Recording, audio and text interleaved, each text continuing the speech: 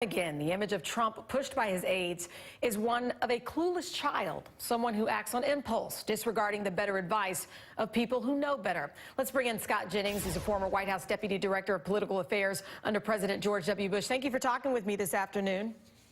Yeah, good to see you. Let's talk about this. First of all, the phrase clueless child, it's brutal. I mean, what's going on with these leaks? Is that a fair assessment in your opinion? Well, look, I think all White Houses leak to some degree, and all White Houses are different. And I think some people leak for a reason.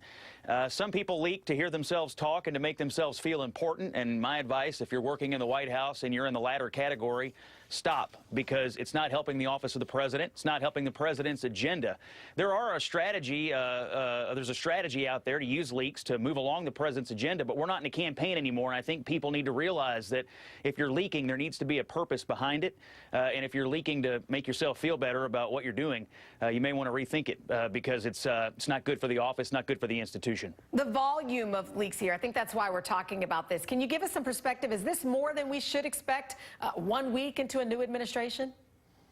Well, I don't know how you measure the volume of leaks. I mean, all White Houses are different, and the media landscape is different today than it was 8 years ago, than it was 16 years ago. So I don't know how to measure it. I will say, though, that there is a strategy out there to use leaks to push along the president's agenda, and that goes for any White House, Republican or Democrat, and so they do have their place in the world.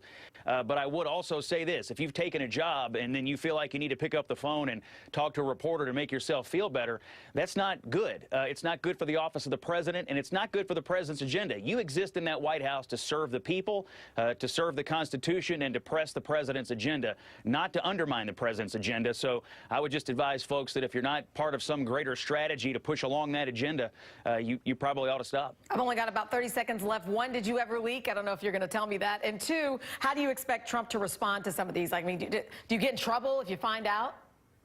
Oh, I would say that if you're not part of some internal strategy to leak information to help the president's agenda, you could possibly be in trouble. And that's the thing. Working in the White House requires a lot of discretion and a lot of trust and a lot of loyalty. And if you break any of those three things, you could be in trouble unless you're part of a larger strategy. And I would also just say one more thing.